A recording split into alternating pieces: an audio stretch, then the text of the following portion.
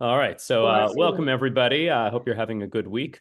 As always, feel free to write your name in the chat so that I can have a record of you being here, and I can send that out to Sange so that everybody can get their data on time next week. I want to make an announcement, which I'll make again at the end because maybe some more people will be here. But today is May 17th, so the last day of the term before we break for the summer is going to be May 31st. Okay, so we're going to have today's class and then next week and then one more week. And at that point, we're going to take a break for the summer and resume in late August or in September. Okay. And it'll be, when I say resume, it'll be a different topic, a different class and everything. So for the 2023-2024 program, May 31st is going to be the last day of class. Okay, so we have 3 more classes, including today. Okay, so welcome to everybody. Of course, we'll go over the homework and everything. And then I was asked a question last time about practical applications of inverse trig functions. So I prepared one of those for today, and hopefully people will like it. It's an astronomy application, well, not really astronomy, but it's about the angle of the sun and the angle of the sun that, at different times of the year. So we'll see that, and we'll see how the inverse trig functions figure into that. Okay, so, okay, good. So before we start with that, let's just go over this homework. Maybe I can just review first before I show the, no, I don't have slides for that. Okay, so the homework was some questions about inverse trigonometry functions, right? So remember, we had these functions, and the ones that we talked about were sine inverse of x, cosine inverse of x, and tangent inverse of x.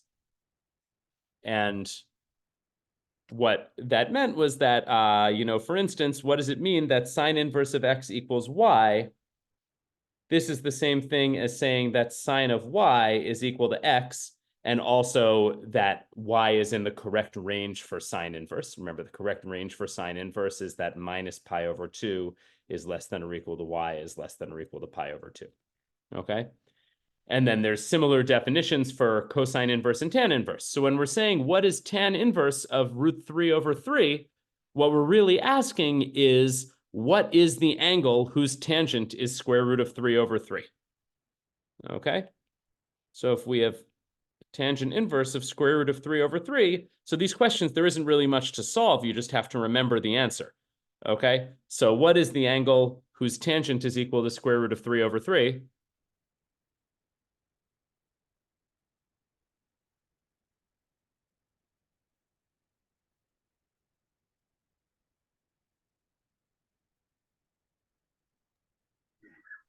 Yes. Yes, Princeton? So if we take the inverse of tangent, we will give you the degree of 39.9 or 39. approximately 30 degrees. Well, let's do it in radians, actually, because usually if you don't say what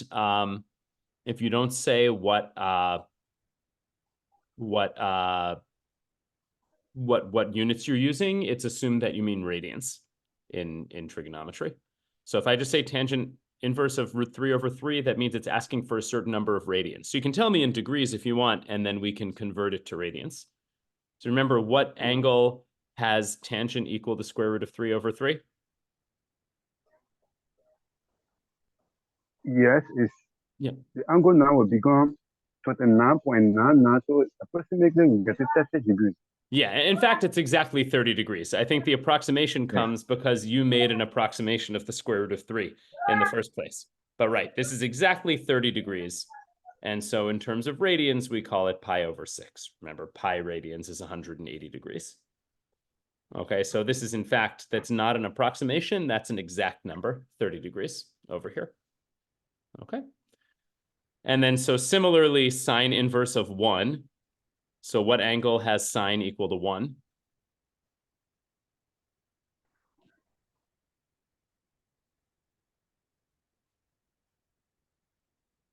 The inverse of sine the inverse of sine of 1 will be equal to 90 degrees, which is Exactly. yeah. Okay, great. 90 degrees. And so that's pi over 2. Right. And we don't have to write the word radians. It's just assumed that you mean radians.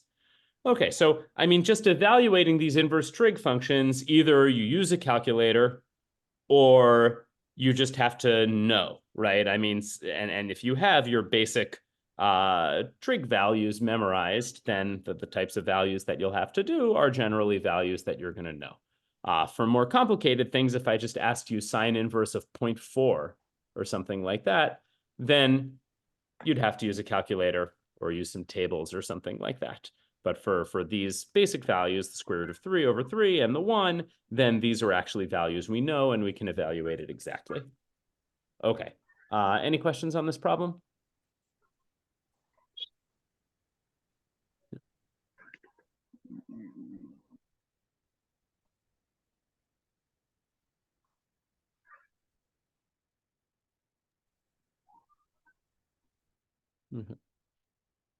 I think it's okay for me.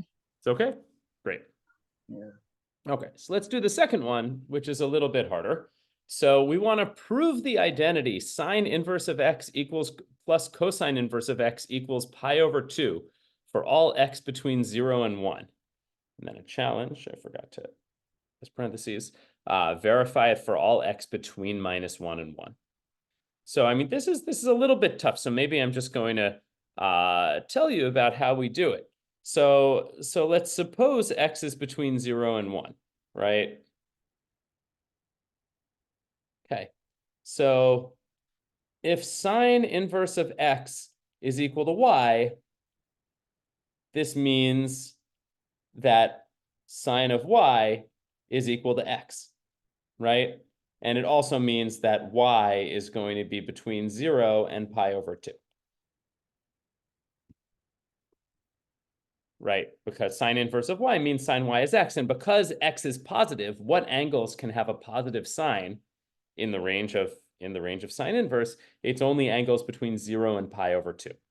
Right, because sine inverse of x can't be something bigger than pi over 2. That was part of our definition. The range only goes up to pi over 2.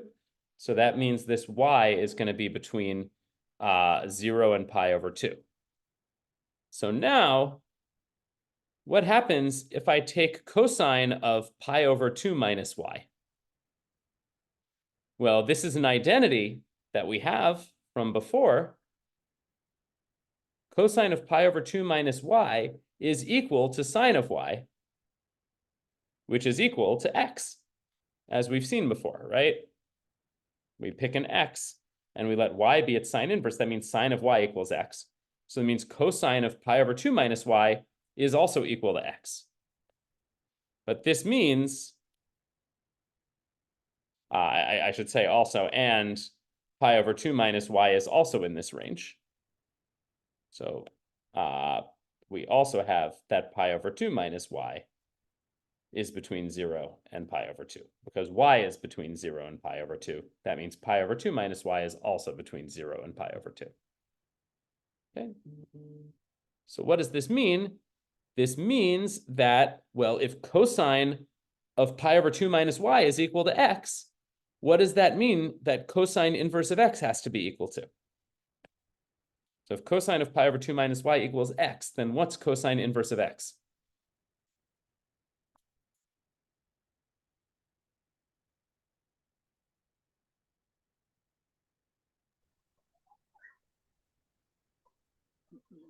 Can we say y? Not y, right? Because remember, sine inverse of x equals y. That's because sine of y equals x. Now, cosine inverse of x, we're asking what angle can you take the cosine of to get x? So I claim written on this page. Okay. So Yep. the angle now, maybe it might be the 90 degree. Well, so we want to know what angle's cosine is equal to x. And I claim I've written this down right here, right? So what's an angle that when you take the cosine, you get x? 90. Not just 90, right? Cosine of 90 equals 0, right? But I wrote Cosine of 1. That's a 1. Not one, right? So I've written on this page, in this line, an angle that when you take its cosine, you get x, right? So which angle is that? Right, I have x over here. It's equal to cosine of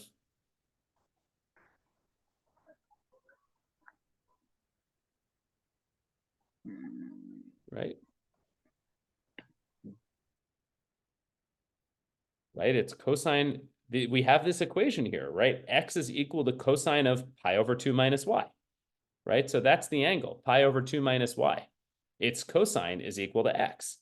And so by definition, that means that cosine inverse of x, that's asking which angle's cosine gives you x, well, that angle is exactly pi over 2 minus y.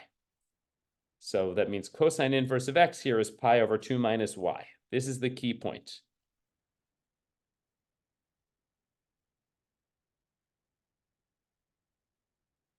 Right? Because sine of y equals x, cosine of pi over 2 minus y is equal to x. That means sine inverse of x equals y, and cosine inverse of x equals pi over 2 minus y. That's what we have here. So now, so to conclude, how do we finish this up? We have that sine inverse of x plus cosine inverse of x. Well, what is this? This is y, right? Because we have sine inverse of x equals y, plus, now this is pi over 2 minus y, because cosine inverse of x is pi over 2 minus y. And when we add this all up, we get pi over 2, which is what we want.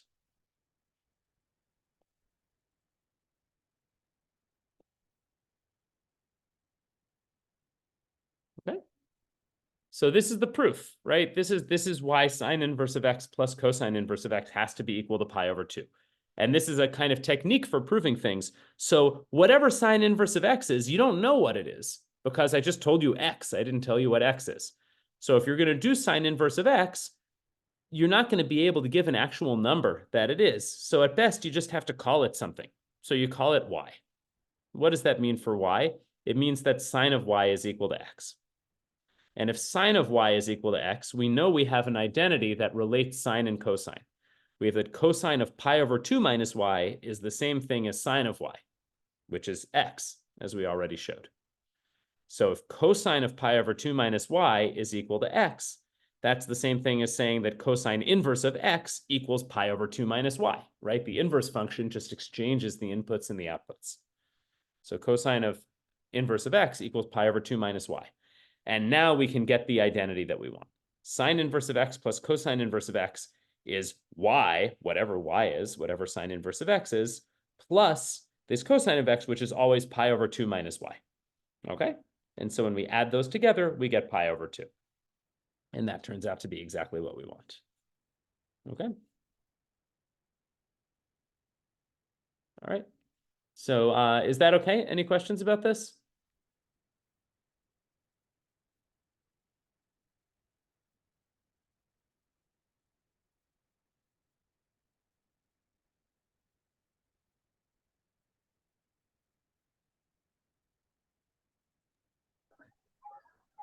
Yes.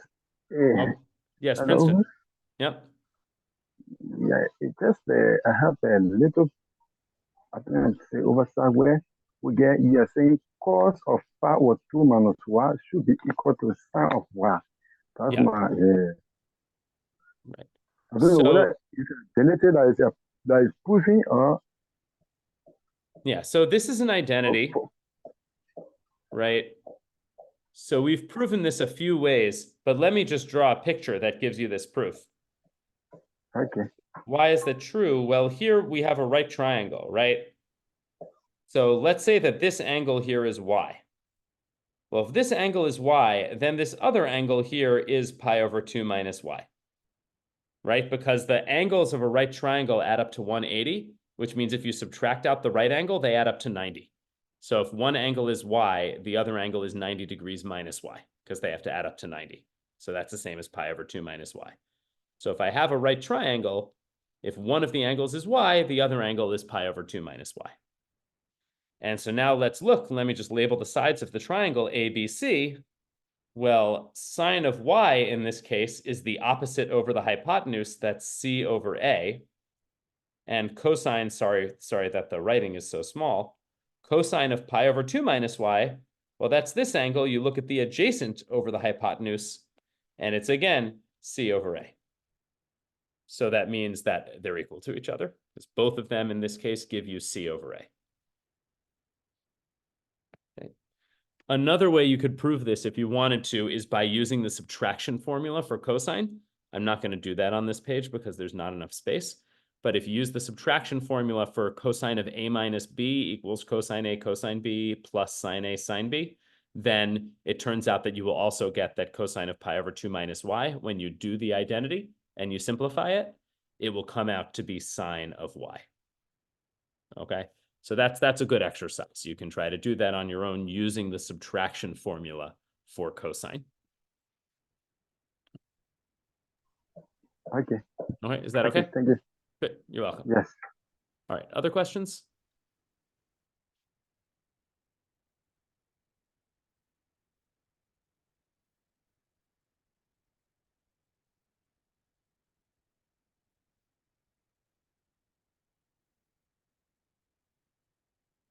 Okay.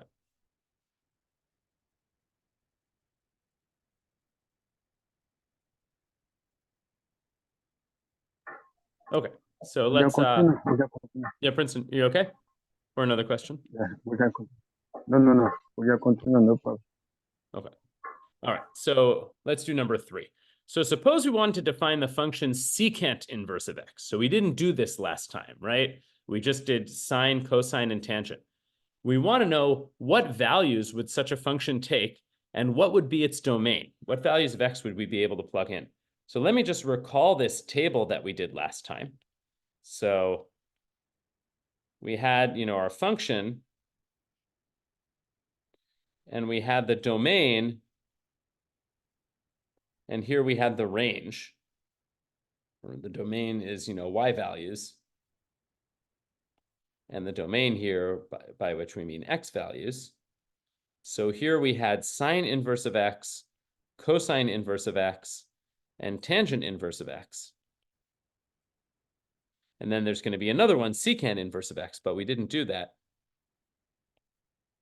So how do we fill in this table? Well, sine inverse of x, we could plug in values between -1 and 1, right? Because those are the values that sine can take. So if you want to know what angle has its sine equal to x, well, x had better be between -1 and 1. Because if x is not between -1 and 1, then no angle will have that as its sine.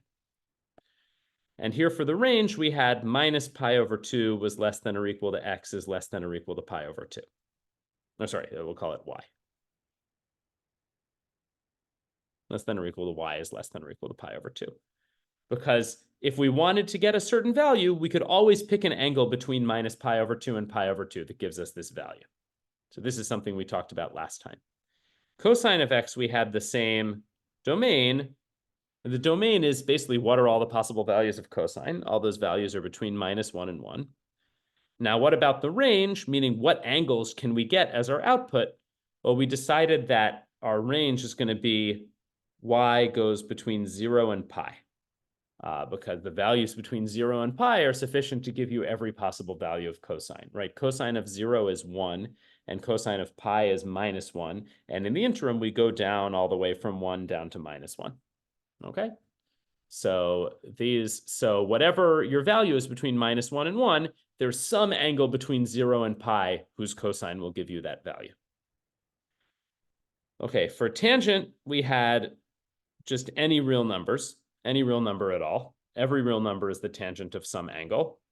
And our range, our y values, was the same thing as for sine. It was minus pi over 2. Well, in fact, really what we're going to have is instead of less than or equal to, we're just going to have less than, because tangent of pi over 2 is undefined, right? It's 1 over 0. And tangent of minus pi over 2 is -1 over 0. So those are both undefined. So you're never going to find an angle that is the tangent of minus pi over 2 or of pi over 2.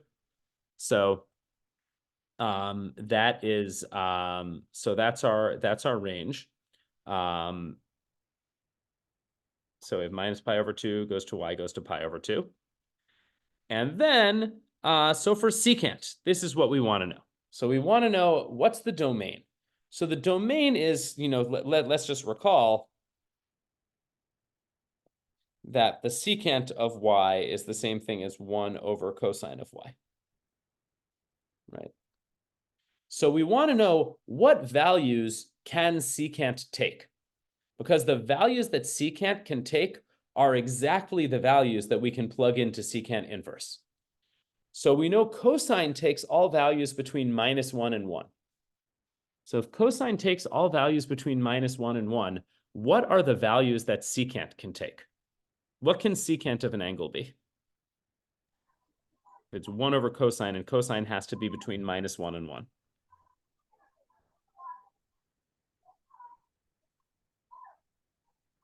Okay, since cosine take -1 to 1, and secant is the inverse for, let's say, secant is the inverse for cosine. And let's say cosine, secant will take 1 to -1. Well, just be careful. It's the multiplicative inverse, right? So if you have an angle where its cosine is 1/2, then its secant is going to be 2, right? Yeah. So secant can take the value 2. It doesn't have to be between -1 and 1. Okay. Right? So Okay. we're basically looking for what is the multiplicative inverse of all the numbers between -1 and 1. What values can that take? So if I have a number between -1 and 1, what can its reciprocal be? Like, what range can the reciprocal lie in?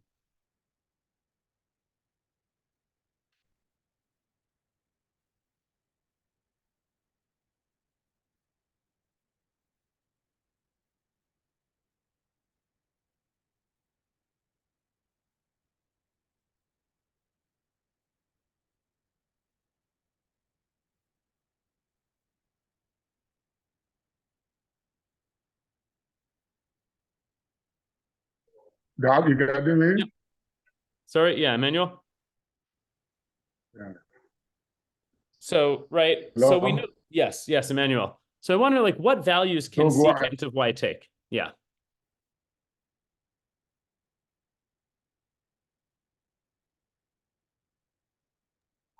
So can we say it will be 1 over 2 onto 1, 2 raised to 1 power? Well, no, in fact, actually, secant can't take the value 1/2, right? Because if secant of y was 1/2, that would mean that cosine of y is 2. And we know that cosine of y can't be 2, right? Cosine of y has to be between -1 and 1, right? This means that the domain of cosine inverse of x is between -1 and 1. The only angles you can plug into inverse cosine, the only values you can plug into inverse cosine are values that can appear as the value of cosine of something. So likewise, the values you can plug into inverse secant are values that can show up as secant of something. But secant of something, if cosine's between -1 and 1, secant's going to kind of be just the opposite, right? So in this case, what happens is that the values that secant can take on is going to be everything bigger than 1 or anything less than -1. Okay? Because if you're going to be the reciprocal of something whose absolute value is less than or equal to 1, then when you take the reciprocal, your absolute value becomes greater than or equal to 1, right? The reciprocal of 1 is 1. And if you go less than 1, then the reciprocal becomes greater than 1. So the kinds of things that can be the reciprocal of a number between -1 and 1, that's like a decimal that's 0 point something or minus 0 point something. When you take the reciprocal, it's always going to be greater than 1. Okay, so the possible values of excuse me. Yes, Emmanuel? Hello? Yeah, Emmanuel? Yeah, the concept you just explained, that if cos is 1 and -1, that means CP is going to be less than 1 or less than -1. I don't know whether I got it clear. But Yeah. if you are talking reciprocal, the reciprocal, you know the reciprocal of 1 is 1. If I will be correct. Right. Because 1 over 1, and Yeah. the reciprocal of that will be 1. Yeah, So that's why can we 1 is say that okay. the reciprocal, hello? Yeah, hello? Are you getting me? Yeah, I'm getting you. You get my point? Yeah, I mean, the reciprocal of 1 is 1. That's why we include 1 here, right? Secant of 0 is equal to 1. So that's why 1 is included in this range. But you can't get anything less than 1, right? So that's why we start at 1. 1 is the biggest that cosine can be, which means it's the smallest that secant can be, right? Cosine takes the positive values of cosine are between 0 and 1, which means the positive values of secant are between 1 and infinity, right? If you take the reciprocals of all the numbers between 0 and 1, you get the numbers between 1 and infinity. So we do include 1, but then we only look for things bigger than 1.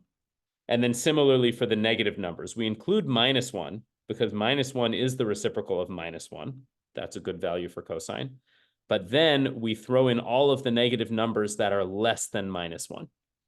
It's like -2, -3, everything else, right? So that's why we have these two different possible sets of values for secant, which means these are the things that you can plug into secant inverse of x. So for example, you'd have that secant inverse of 2. We're asking what angles secant is equal to 2. Well, that's the same thing as asking what angles cosine is equal to 1/2, right? If the secant's equal to 2, then the cosine's equal to 1/2.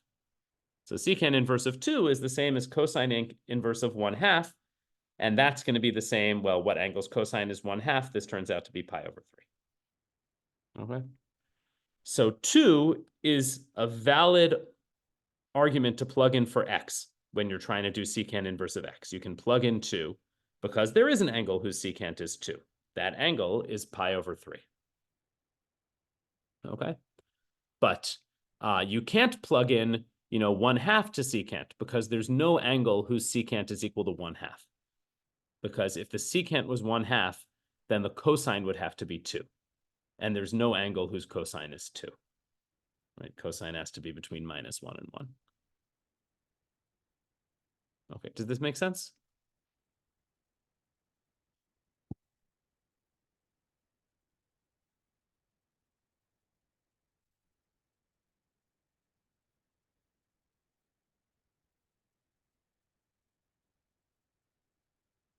Is this okay? All right, so these are the values that we can have. Now, what about the range here? Well, the range is going to be what angles are we going to use? And because secant is 1 over cosine, the angles we use to get all the values of secant are the same angles that we use to get all the values of cosine. Okay, so in this case, the angles that we can get as our answers are going to be the same angles you can get for cosine. So it's going to be 0 less than or equal to y less than or equal to pi, but with one little difference. Well, cosine of pi over 2 is 0, which means that secant of pi over 2 is 1 over 0. That's undefined. So there's no number that's equal to secant of pi over 2. So that means whatever number you plug in here to x, you're never going to get that its inverse secant is pi over 2, because that would imply that secant of pi over 2 equals x. So you're not going to get that, which means pi over 2 is never going to be your answer. So I'll say 0 less than or equal to y less than or equal to pi, except y equals pi over 2.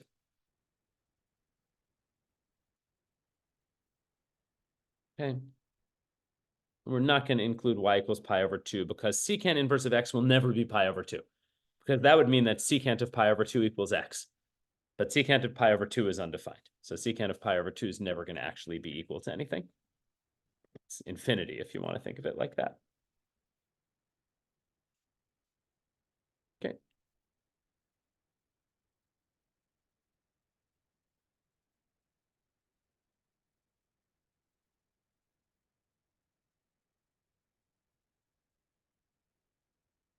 Okay. All right. Any further questions about this problem?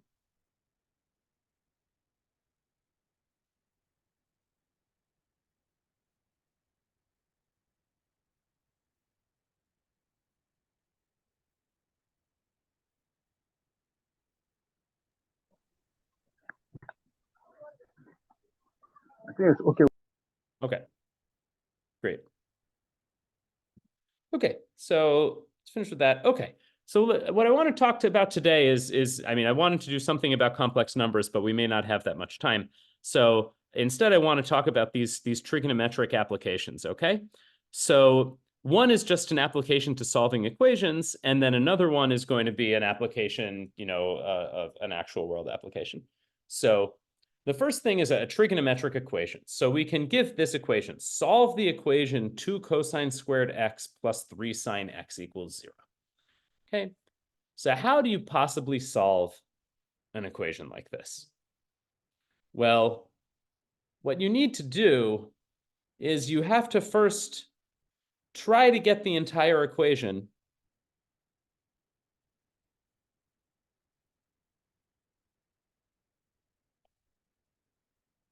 in terms of sine or cosine. Okay, right now we have a cosine and a sine. And eventually, right, anytime you have any kind of equation at all, what you ultimately want to do is isolate x, right? And it turns out it's going to be hard to isolate x if you have cosines and sines together in the same equation. So we want to get the entire equation in terms of just one of the trig functions, in terms of sine or cosine. And in this example, it looks like it's probably going to be easier to get this in terms of sine. So does anybody see a way that we can rewrite this equation so that it doesn't have any cosines anymore? It just has sines?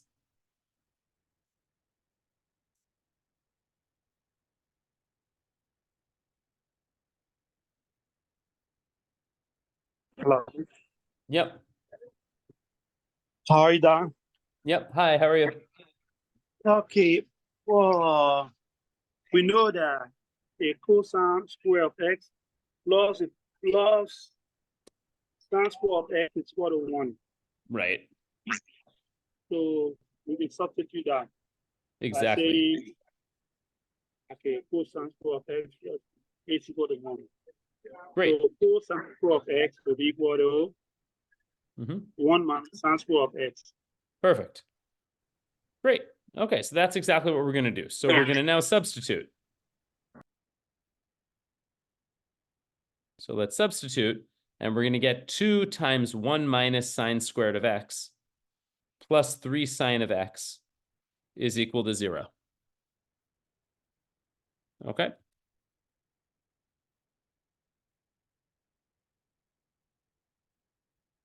Okay. So now let me do this. So we do the substitute. So now we can simplify. Now we have everything in terms of sine of x. So this is 2 minus 2 sine squared of x plus 3 sine of x is equal to 0. And maybe I'll move everything to the other side. So I'm going to add 2 sine squared of x to both sides and then subtract, or I'll just multiply everything by minus 1. That's maybe the easier way to see this. So if I multiply everything by minus 1, I get 2 sine squared of x minus 3 sine x minus 2 is equal to 0. Okay, I just multiplied everything by minus 1 and changed the order of some of the terms. Okay, so now we have what looks like a quadratic equation here, right? Except instead of x, we have sine of x, right? This is 2 times sine of x squared minus 3 times sine of x minus 2 equals 0. So let's make a substitution. Let's say u equals sine of x. Okay. So what this gives us is 2u squared minus 3u minus 2 equals 0. Right? So now this is a regular quadratic equation in terms of u, right? And if we want to, we can factor this, right? You have that 2u, this is going to factor into 2u minus, what is this going to be? Oh, did I 2u minus 1. 2u minus 1. Yeah. Oh, yes. U. No, sorry. It's going to be 2u plus 1 right? Yeah, 2u plus 1. And u minus 2. U minus 2. Right. So this is how we factor this quadratic equation. Right, that's going to be 0. Right, so this is how you factor. It's a little trickier because you have this extra 2, but I don't want to dwell on this too long. We can talk about factoring some other time.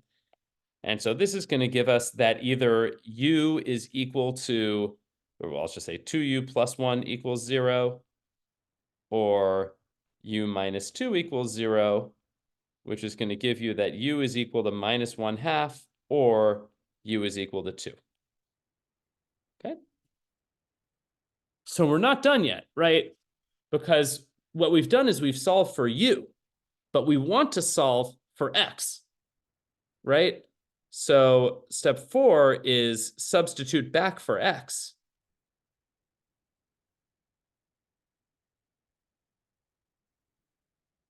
So we have, so what is that? We have that cosine of x is equal to minus 1/2, or cosine of x is equal to 2.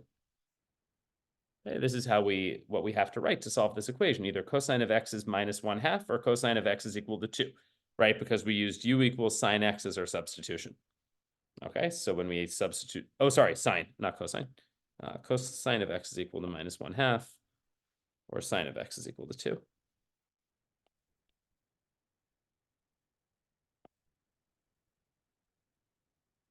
Okay, now sine of x equals 2, this never happens, right? Because sine of x is always between minus 1 and 1. So sine of x equals 2, this doesn't happen.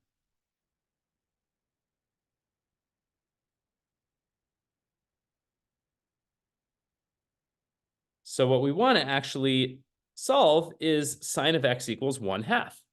And in order to do this, what we're basically doing is an inverse trig function, right? We're trying to find out what is the value of x whose sine is equal to minus 1/2.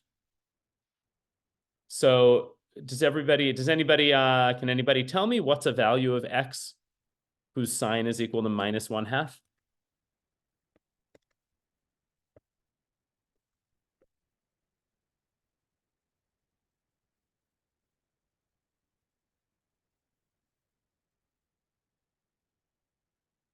Well, what's the value of x whose sine is equal to 1/2? That would be pi over 6, or 30 degrees.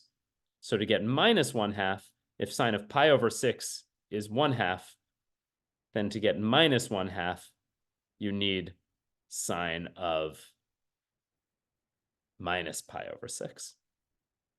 Right, because sine is an odd function. So if I negate the input, it's going to negate the output. Okay, so in this case, what we get here is that x is equal to minus pi over 6. But that's just the reference angle. There's a lot more angles that we could also choose, right? We can always add or subtract any multiple of 2 pi. So we could have minus pi over 6, minus 13 pi over 6, minus 25 pi over 6, and then etc. We could also add 2 pi. So we could also, instead of minus pi over 6, we could also have 11 pi over 6, 23 pi over 6, 35 pi over 6, and so on, right? I keep adding 2 pi. Or there's other angles whose sine is equal to minus 1/2. So sine of pi over 6 is 1/2. But if you look at the unit circle, here's sine of pi over 6. There's another angle over here that has the same y coordinate, and that's going to be 5 pi over 6. So we also have 5 pi over 6. And then, sorry, there's so many things to write, and there's not that much time. Not that much space. Let me actually just do this on another sheet then. Or, see next page. Right, so for the next page, we also have, that 5 pi over 6 satisfies that sine of 5 pi over 6, that's 150 degrees, is 1/2. So sine of minus 5 pi over 6 is negative 1/2. And then we can subtract and add multiples of 2 pi. So we can subtract, so we get negative 17 pi over 6, negative 29 pi over 6, and so on. And then we can also add any multiples of 2 pi. So we get 7 pi over 6, 19 pi over 6, 31 pi over 6, and so on. All right, so there are lots and lots of solutions to this equation, right? We go back, the solutions to this equation is going to be any x that satisfies sine of x equals minus 1/2. Okay, any x that satisfies sine of x equals minus 1/2. Okay. And there are lots and lots of angles whose sine is equal to minus 1/2. Now, if you restricted the range, if we said solve this equation, but only for x's between minus pi over 2 and pi over 2, then there would be only one answer. Then minus pi over 6 would be the only answer. Okay? But we're allowing answers in a larger range. Okay? So minus pi over 6 is not going to be the only answer.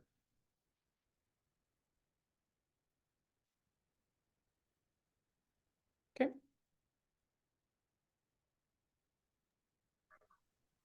All right, so this equation is kind of simple looking enough, but to solve it, you have to do a few things. You have to make a substitution to get it all in terms of sine, then make another substitution to get it into a quadratic equation in terms of u. You have to solve the quadratic equation in terms of u, and then you have to substitute back to actually get the answers in terms of x. And even something as simple as sine of x equals minus 1/2 has a bunch of different solutions. And these solutions are basically evaluating inverse trig functions. So the primary solution is minus pi over 6, right? If I asked you just what's, sine inverse of minus 1/2, the answer is minus pi over 6, because that's the only angle among these solutions that's between minus pi over 2 and pi over 2. So that's the primary solution. But there's lots of other angles whose sine is also minus 1/2. They just lie outside of the primary range for inverse sine. But that's fine. I mean, if you're just asked to solve this equation, all of these angles are themselves valid solutions. Okay, so all of these angles still work. Okay. Good.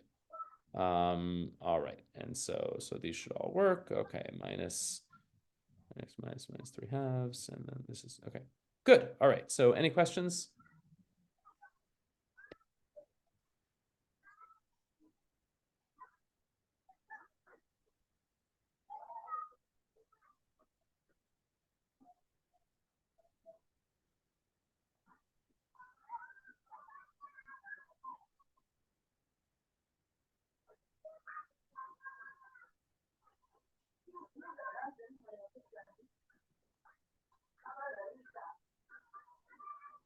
Okay.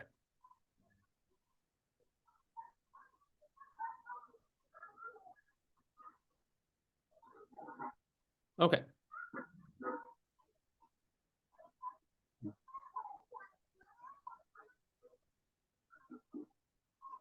Okay. So let's all right. So let's move on. Okay. So now I want to give another equation a little bit more applied. Okay, another application. I think we'll probably just stop after this rather than start the next unit.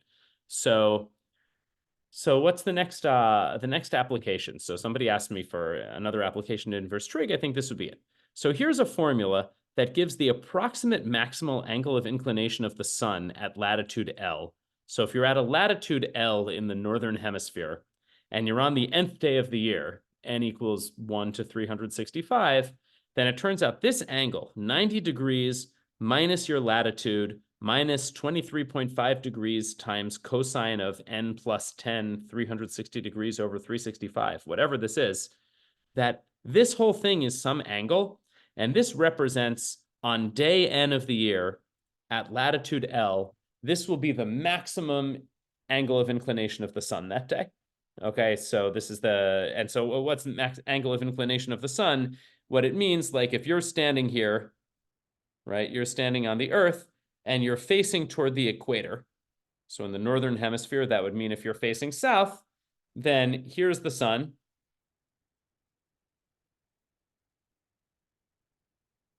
Here's the sun. And the angle of inclination means it's this angle, right? You can think of it also as the angle of elevation of the sun. So if the sun is straight up above you, that would be an angle of inclination of 90 degrees, right? It's the angle that it makes with the ground. If the sun is straight ahead of you on the ground, like right at sunset, that would be an angle of inclination of 0 degrees. Okay, and anywhere between that is telling you how high or how low the sun is in the sky. So it's an angle between 0 and 90 degrees. Or if the sun's behind you when you look south, which happens in Liberia because you're very close to the equator, that does not happen in New York. In New York, the sun will always be in front of you if you look south. But if you're below the Tropic of Cancer, then the sun will sometimes be behind you when you look south. And so that corresponds to the angle of inclination being even greater than 90 degrees, right? That would be something like this. That would be if the sun's behind you. Okay. Okay, so this is a formula. And notice that this formula is actually in the form of a generalized cosine function, like what we were talking about for the last couple of weeks, right? You have a constant, and then you're adding or subtracting another constant times cosine of x plus a phase shift, and then you're this 360 over 365 here is kind of playing the role of what we used to call b, okay? So this looks exactly like one of our generalized cosine functions from before. Right, it turns out these generalized cosine functions really model lots of different things. Okay. All right. So this is our generalized cosine function for a fixed L. All right. So, and this works. It's not an exact formula, but it's pretty close. It gets you the right answer within about half a degree.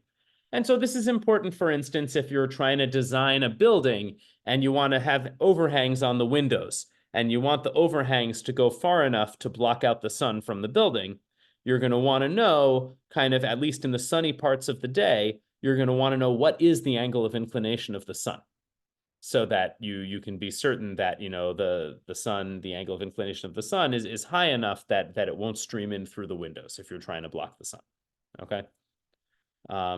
So there's various other reasons that you might want to know this, but this is, you know, pretty basic application. Right. So this is the formula. I'm not going to derive the formula for you. It's a complicated derivation. But you need to put in two inputs. You need your latitude, and you need to know what day it is. So n equals 1 would mean it's January 1st. N equals 365 would mean that it is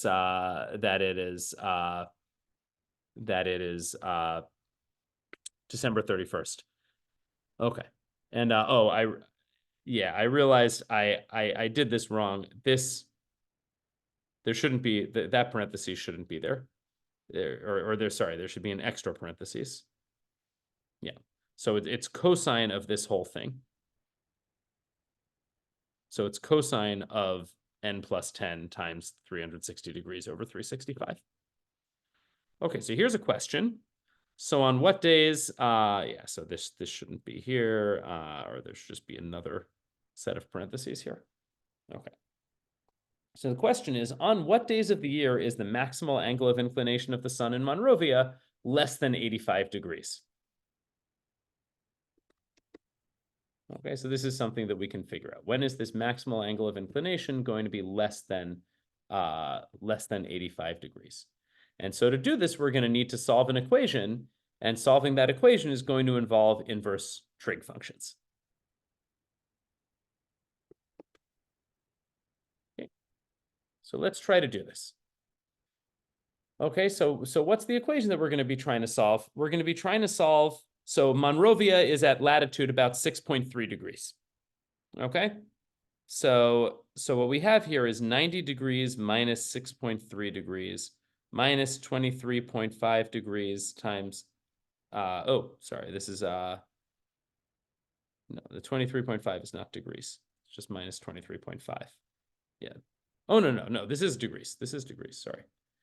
3.5 degrees times cosine of n plus 10 times 360 degrees over 365.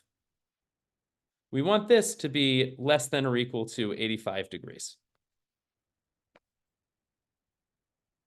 Okay, so let's simplify a little bit. So 90 minus, so I can add 6.3 degrees to both sides and subtract 90 degrees from both sides.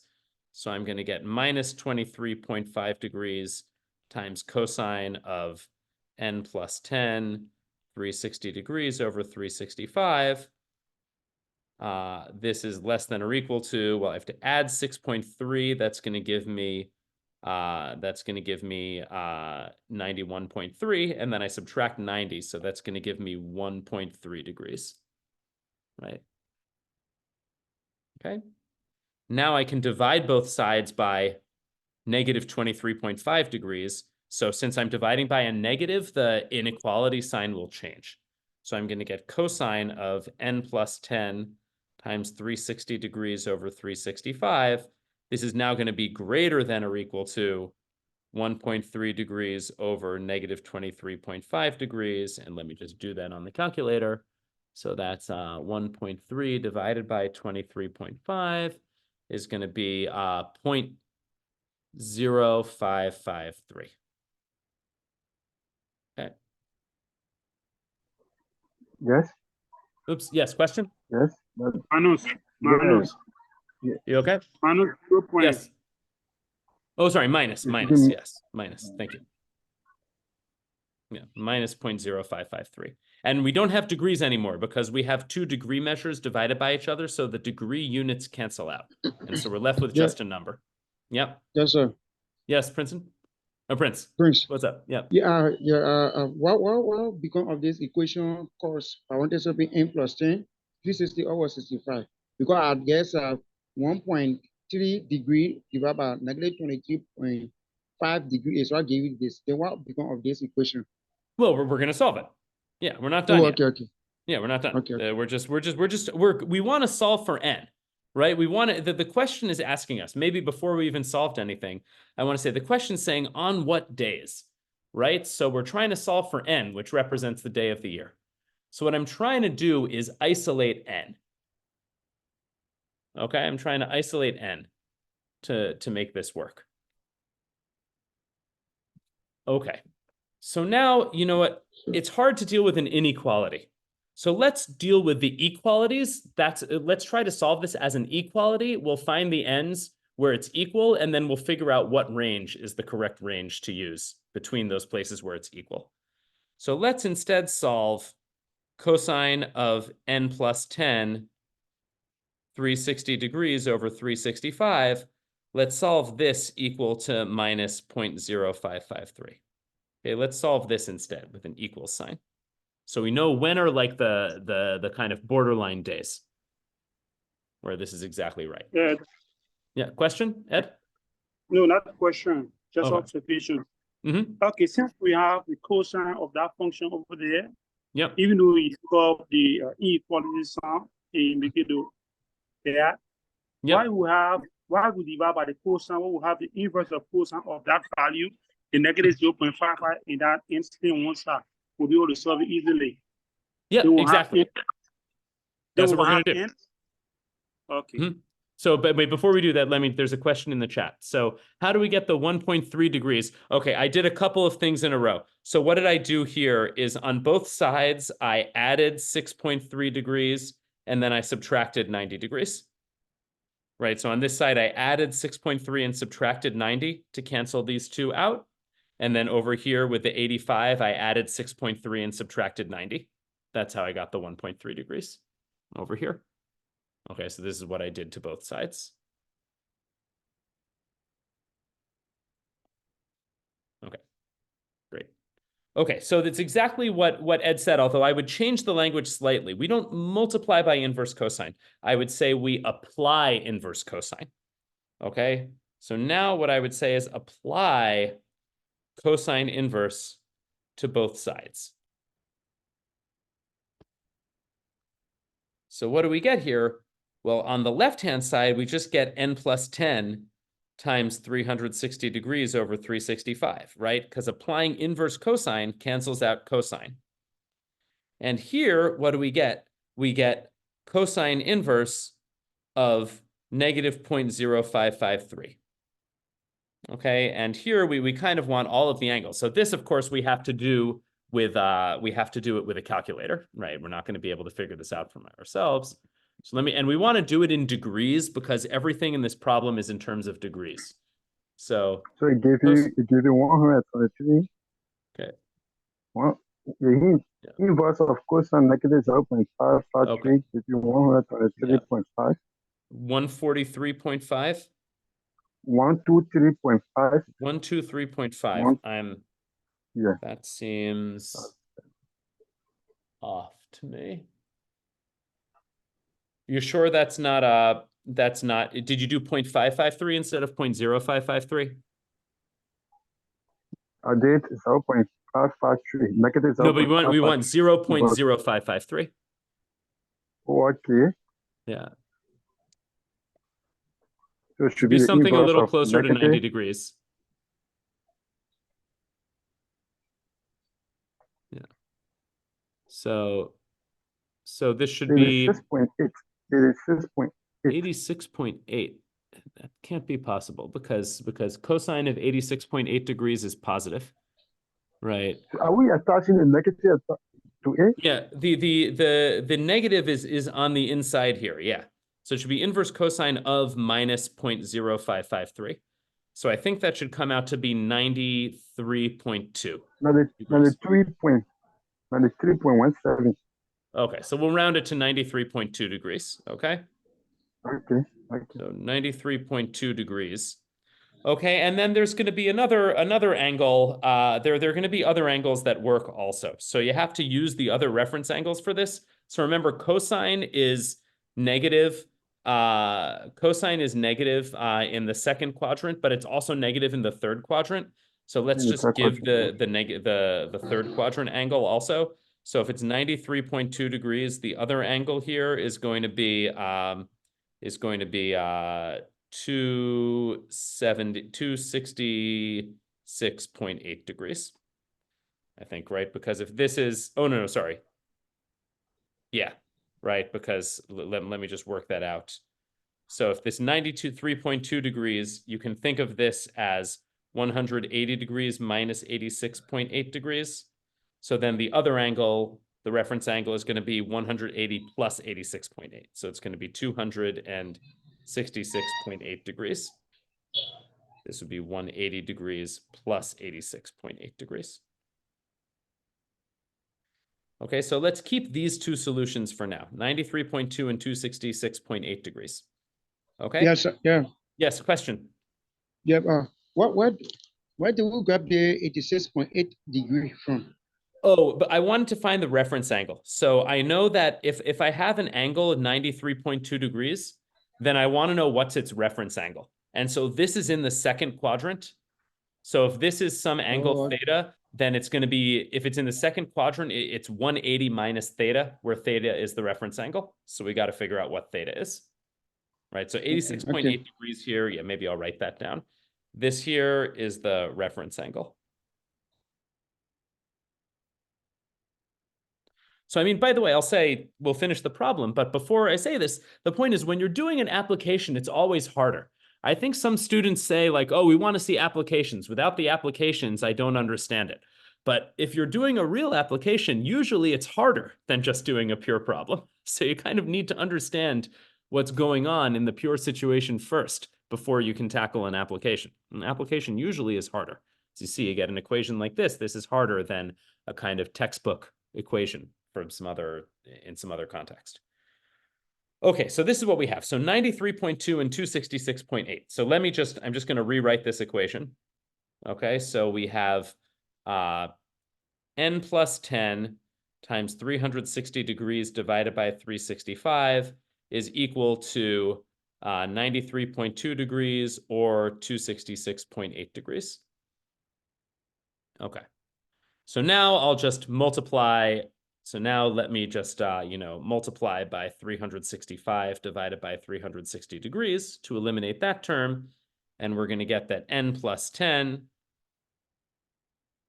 is equal to, let me do this on the calculator. So 93.2 times 365 divided by 360. This is going to be either 94.5 or 266.8, 94.5 or 270.5. Okay. And remember, we don't have degrees anymore because we have measurements in degrees and then we divide it out by degrees. There's no more degrees. And so this gives us that n is equal to 84.5 or 260.5. Okay, and so what this tells us is that the maximum angle of inclination is 85 degrees. Maximum angle of inclination of the sun is 85 degrees on the 84.5th day of the year and the 260th day of the year. No, 260.5th day of the year. And let me just say what that is approximately. So, so approximately that's going to be, let's see, 84th day of year. So the 84th day of the year is going to be, so March 25th. And 200, let's say the 261st day of the year, just around, is going to be September 18th. That I just looked up. I just Googled it. Okay. Okay, so this is when the angle of inclination of the sun is 85 degrees. So we're almost done, right? But we want to know what is the what did the question ask? The question asked, when is the maximal angle of inclination of the sun less than 85 degrees? Okay, and remember what that meant. We don't really want to solve this equation with an equality.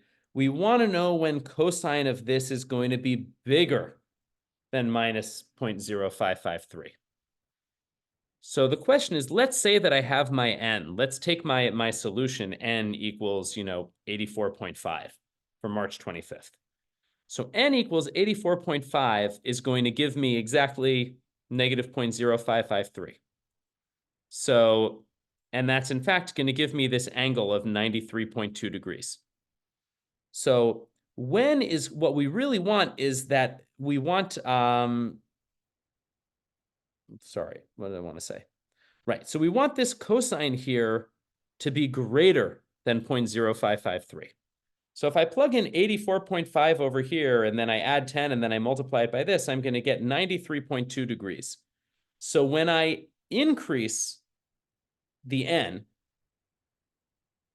okay, so when I increase the n, that's actually going to decrease the cosine, because this angle comes out to 93.2 degrees. And so the more I increase the angle, the bigger this angle becomes. And that means cosine is going to be even more negative.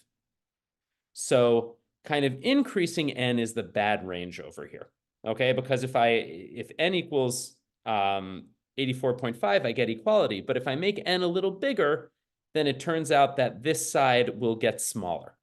And I don't want this side to get smaller because I'm trying to solve that the left-hand side is greater than or equal to the right-hand side.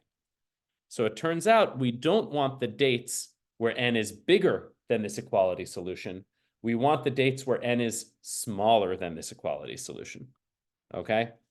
So what we're going to want over here is to get the angle less than 85 degrees. We want all the days leading up to March 25th. So we want the days from January 1st to March 25th. And now what happens at the end with September 18th? Then here, if I plug in 260.5 over here, or 261 here, I get exactly this answer, and that's going to be an angle of 266 over 8. For this angle, if we increase n, that increases this angle, and that actually will make cosine bigger. Because remember, cosine of 270 is 0. So cosine of 266.8 is negative 0.0553. As we increase the angle, it goes towards 0. It's making the angle bigger. And then as we increase the angle even more, cosine becomes positive. So once we look at this solution, we actually want all of the we actually want the ends that are bigger than the exact solution. That's going to make this cosine bigger than what we have here. So we want all the dates after September 18th. So January 1st to March 25th and September 18th to December 31st. Okay. Or in general, we could state it as one range. We could say September 18th until March 25th. Right? And this makes sense, right? Because this is the fall and the winter, right? And the angle of inclination of the sun is lower in the fall and the winter, right? In the summer, the sun is higher. In the winter, it's lower. And so what we have over here is from September 18th to March 25th, that's when the angle of inclination of the sun is going to be less than 85 degrees. For the rest of the year, during the summer, the angle of inclination of the sun is going to be greater than that. It's going to be higher in the sky. Or even, it might even be, if you get really in the midst of the summer, the sun will actually be slightly northbound rather than southbound. Okay, again, when you're in the United States, the sun is always southbound. But when you're close to the equator, like in Liberia, sometimes the sun is northbound in the peak of the summer, even though most of the year it's still southbound. Okay, so this is, a complicated application, but I mean, you asked for it. I forgot who asked me if they wanted to see an application of inverse trig function. So here it is. You got to use an inverse trig function in order to solve this equation. Okay. So you want to know what dates the sun, has a certain angle of inclination, then you need to use an inverse trig function to solve this equation, because ultimately it becomes an inequality involving a cosine. And so in order to solve it, you have to be able to use inverse cosine. This happens to be a very complicated inequality, but you just have to do it one step at a time. Simplify, simplify, simplify until you can isolate the n. And at one stage of isolating the n, you're going to need to apply inverse cosine to make that work. Okay. All right. So this is the solution to this problem. Okay. Questions?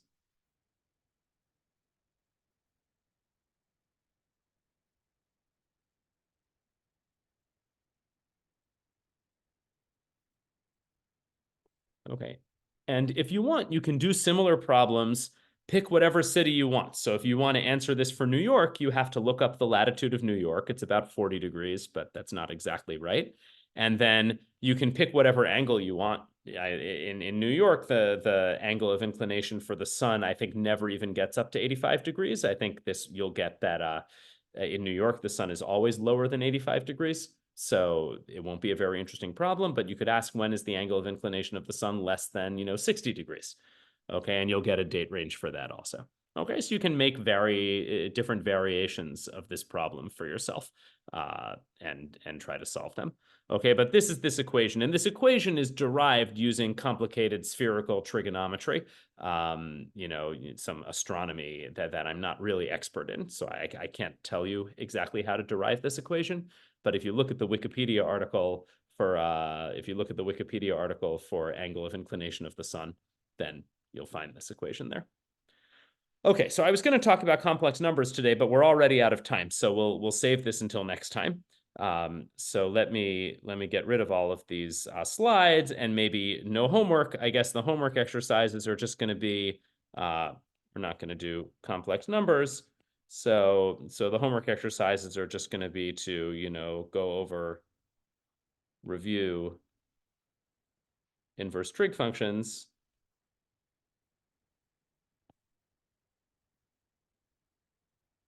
Okay, because we're going to use them actually when we do our complex numbers. So we'll go over and review inverse trig functions, and then on May 24th, we're going to discuss, we'll just discuss complex numbers by themselves and the links between complex numbers and trigonometry. Okay, so and reminder to those of you who weren't here at the beginning, the last class for this year's term is going to be May 31st. Okay, so we're going to have 2 classes on complex numbers, and then we'll be done, and we'll do a little closing on May 31st also. Okay, so as always, thank you for your attention, and I hope you learned something new. I learned something new. I didn't know this this angle of inclination formula, so I looked it up this week to try to figure it out. All right, any questions? Yes, Prince. Yes, sir. Prince, yep. Yeah, thank you so much for the level for today's class. I want to understand too, do we have any interpretation from the problem we solved? Because do we have any interpretation from the problem we just solved? Let's go there. Let me get, okay. Do you have any interpretation? Because here we say they are less than 85 degrees. So if do you have any interpretation that it would tell us that either the sun is less than or is higher than that degree? No, I mean, 85 degrees I just picked as a random number. But in general, for instance, you want to know the angle of inclination. If you're building a building and you want to know, and you're going to have a roof with an overhang by the windows, you want to know if that roof, the angle of the roof is good enough to block the sun.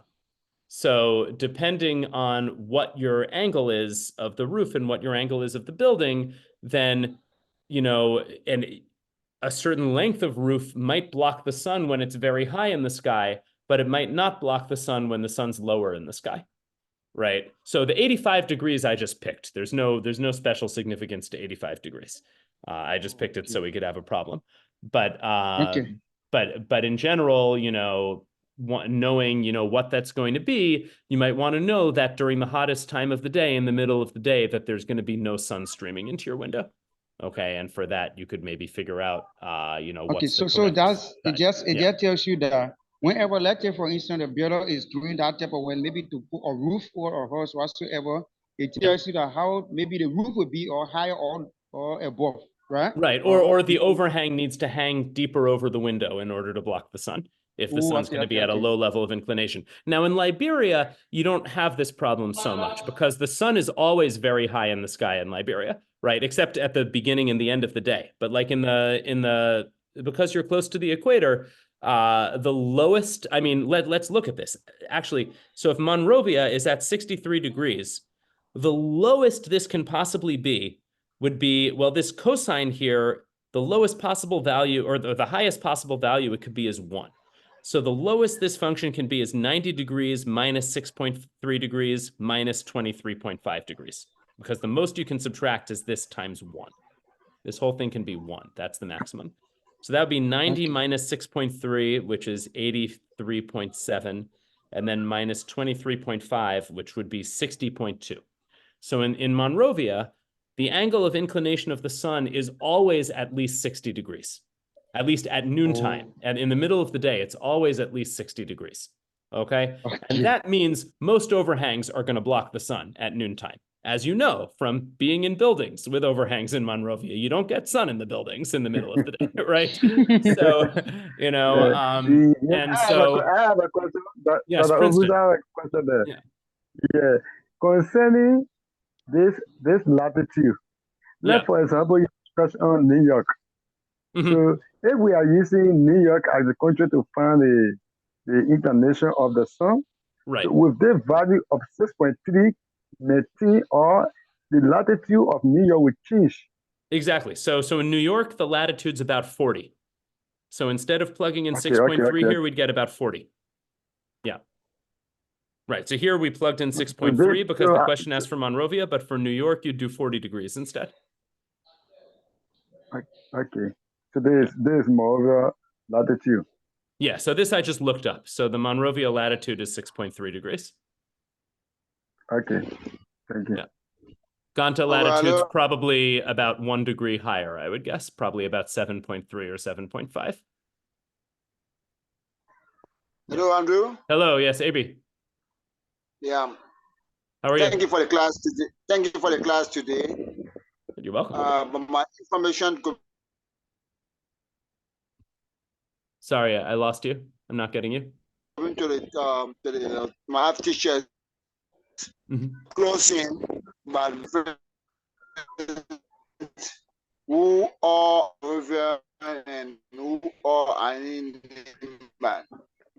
So we want for all the teachers to send a name. Moreover, you pointed out that yes. NIMA, you pointed out that from NIMA, because we want to have the graduation difference this year. I think you went in and out there a little bit. I think maybe not everybody got you. The sound came in and it got lost. Did it get it? I got half of it. I said that since we are closing on the 31st, if you are in a class, you from Morovia, you must try and send your name in the chat room that is from Morovia. If you from Nima, you send the name to that is from Nima, because if the graduation is going on, we want to know the difference, then we will not miss a certificate. Yeah, I think what you're saying, Tada Obus. Is this right, what I wrote here? Hello? Yes, hello? I think what you're trying to say there is that if you from Mahovia, you should write your name and send in a chat room, and then with your number. But I think Malasonge always do that. So she always create a chat that if you are from Morovia or Tanta or Nima, you just go to the top of Morovia, you put your name there, then you send it back. So Malasonge always do that before graduation. Yeah, that what we're giving an announcement over now for people to start doing. Okay. Great. So yeah, so everybody send that information in WhatsApp, because I'll send certificates. I don't know exactly when they'll get there, but hopefully during the summer. And they want to have a ceremony where you'll get your certificates, and they need to know which certificates to bring to NIMBA and which certificates to bring to Monrovia. Yeah. Okay. Thank you. And Emmanuel, I don't know if they're going to get brought to Maryland, but we'll.